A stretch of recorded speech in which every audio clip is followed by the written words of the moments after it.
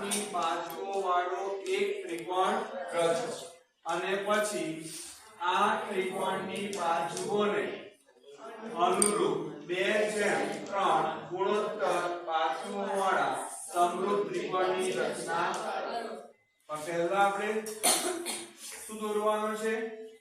ત્રિકોણ કે જેની બાજુઓ કઈ છે? 4 સેમી, 5 સેમી અને 7 સેમી। હવે વચ્ચે કોણ છે? तो पहला આપણે રેખાખંડ BC 5 સેમી નો દોરી દઈશું। કેટલા સેમી નો?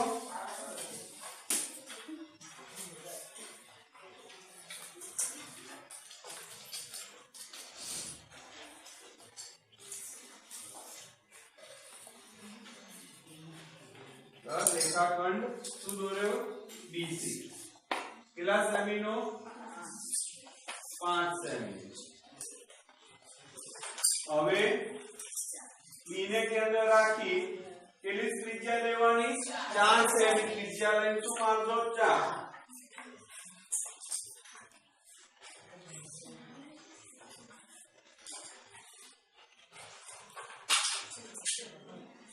બી ને કેન્દ્ર રાખી શું માર દીધો મેં?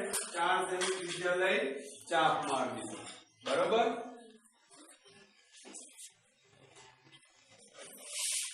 चलो હવે સી ને કેન્દ્ર રાખી કેટલા સેમી નો ચાપ મારવાનો? 7 સેમી।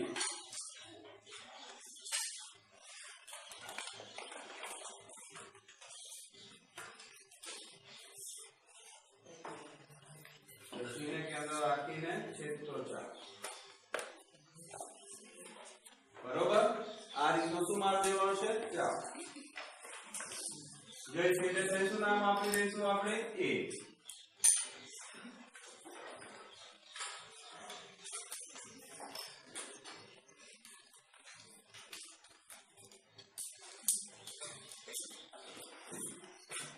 આ 4 સેમી નો ચાપ અને આ 7 સેમી।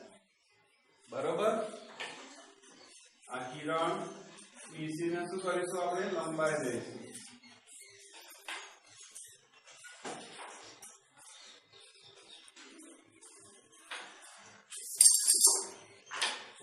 હવે શું કરવાનું છે? 2:3 ગુણોત્તર બાજુ વાળો સમરૂપ ત્રિકોણની રચના કરવાની છે। એટલે તમારે શું કરવું પડશે? કિરણ BC ની નીચેની બાજુએ એક કિરણ એવું દોરવાનું કે જે કિરણ BC સાથે શું બનાવે? લઘુકોણ બનાવે। શું બનાવે? બરોબર? નામ આપી દઈશું અહીંયા BF। શું નામ આપીશું? BF। બરોબર? હવે અહીં મેં કહ્યું છું તમને આવડે 2:3 તો સૌથી મોટી સંખ્યા કઈ? તો કેટલા ચાપ મારીશું? 3। બરાબર? એક જ વખત ત્રિજ્યા લેવાની, નામ બદલાવવું જોઈએ નહીં।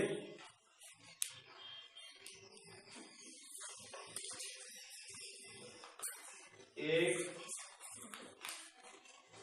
બે અને 3। ખ્યાલ આવ્યો? હવે એને નામ આપી દઈશું આપણે। અહીં બી છે તો હવે B1 B2 અને B3।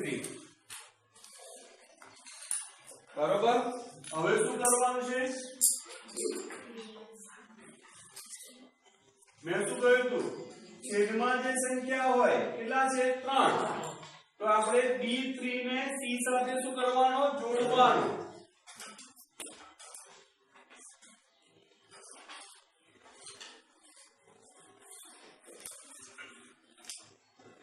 આ રેખાખંડ કયો થયો? B3C।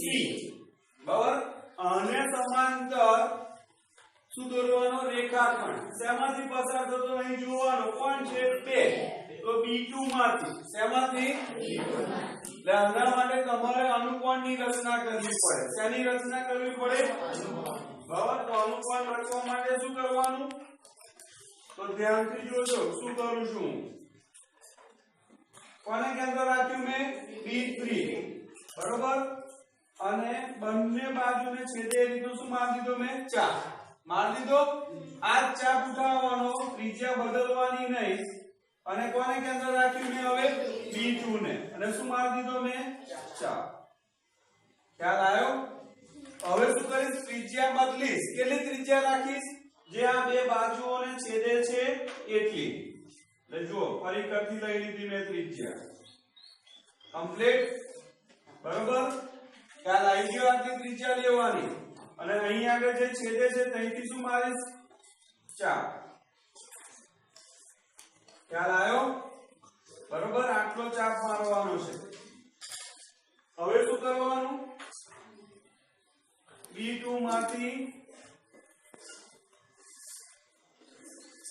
એ ચાપ જે છેદે છે એમાંથી પસાર થતો રેખાખંડ શું કરી દઈશ દોરી દઈશ બરોબર જે BC ને આપણે છેદે છે તેનું નામ આપી દઈશું P શું નામ આપી દઈશ ખ્યાલ આવ્યો હવે શું કરવાનું છે કે આ રેખાખંડ કયો છે AC બરાબર આ રેખાખંડ AC ને સમાંતર રેખાખંડ દોરીશ શેમાંથી P માંથી શેમાંથી અહીં જેવી રચના કરી એવી સેમ અહીં આગળ C અને B આગળથી કરવાનું છે અનુકોણ દોરવાના છે એકરૂપ અનુકોણ એટલે શું કરું છું ધ્યાનથી જુઓ કોને કેન્દ્ર રાખ્યું મેં C ને શું માર દીધો મેં 4 બંને બાજુ છેદે એ રીતનો માર દીધો હવે એ જ કોને કેન્દ્ર રાખીશું P ને ત્રિજ્યા એની એ જ રાખી શું માર દીધો મેં 4 ખ્યાલ આવ્યો હવે કેટલું માપ લેવાનું જે પહેલો ચાપ મારેલો જે બે બાજુઓને છેદે છે એટલું માપ શું કરવાનું છે લેવાનું છે એટલે આટલું માપ લઈ લેશે લઈ લીધું બરોબર અહીં આગળ કેન્દ્ર રાખીશું માર દઈશું ચાપ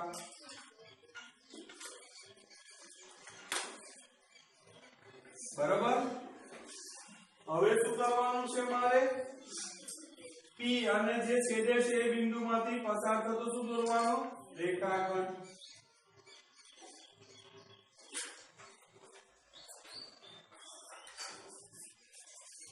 ખ્યાલ આવી ગયો એટલે આ જે છેદે છે તેનું શું નામ આપી દઈશ Q એટલે આ જે ત્રિકોણ બન્યો BPQ બસ એ ત્રિકોણ ABC ને 2/3 ગુણોત્તર બાજુ વાળો શું થશે સમરૂપ ત્રિકોણ થશે ખ્યાલ આવી ગયો બસ હવે આપણે શું લખવાના રચનાના મુદ્દા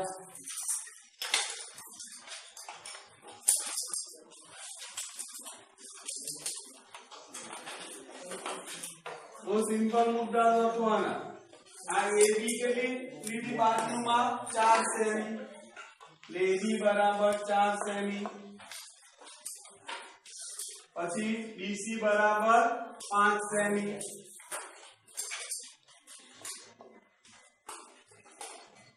અને AC બરાબર 7 સેમી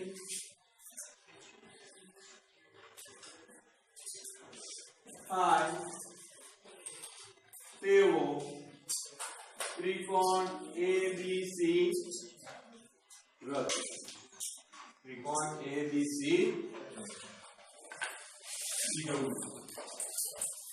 પર કયું કિરણ દોરીશું BX કેવું દોરવાનું જે કિરણ BC સાથે શું બનાવે લઘુકોણ બનાવે શું બનાવે એટલે કિરણ BX એવું રચો કે જેથી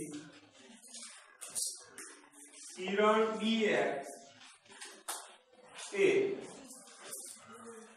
કિરણ BC સાથે લઘુકોણ બનાવે લઘુકોણ બનાવે પછી કિરણ BX પર કેટલા ચાપ મારવાના 3 બરાબર એટલે આપણે ટૂંકમાં લખવાનું છે વર્તુળનું કેન્દ્ર B ત્રિજ્યા R વર્તુળનું કેન્દ્ર B1 ત્રિજ્યા R અને વર્તુળનું કેન્દ્ર B2 ત્રિજ્યા R રચો જે કિરણ BX ને અનુક્રમે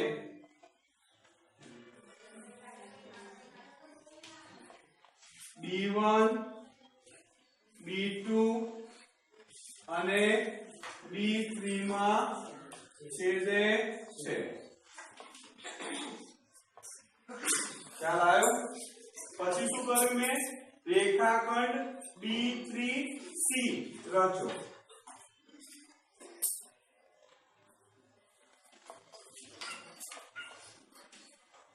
પછી શું કર્યું મેં B2 માંથી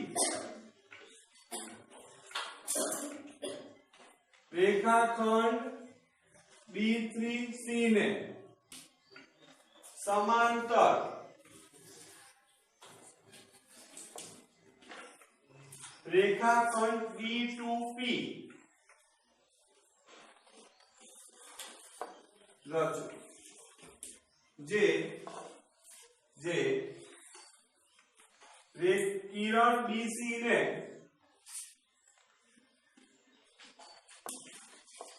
P માં છેદે છે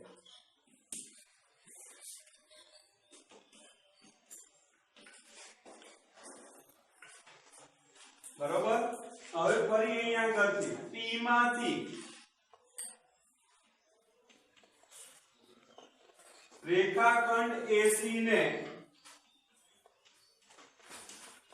સમાંતર રેખાખંડ QP રચો જે રેખાખંડ AB ને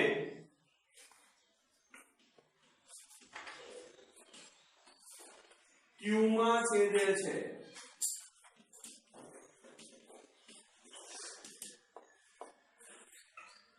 આમ ત્રિકોણ BPQ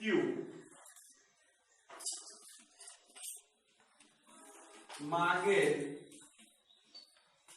સમરૂપ ત્રિકોણ રચાય છે